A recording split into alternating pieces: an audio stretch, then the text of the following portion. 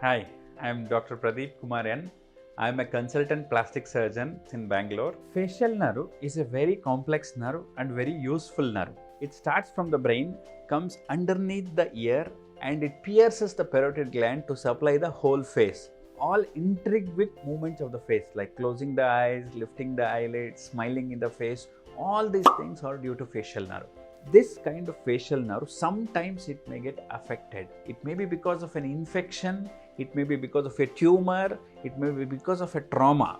When the facial nerve gets affected, all the movements of the face which are due to facial nerve gets affected. That situation is called facial palsy.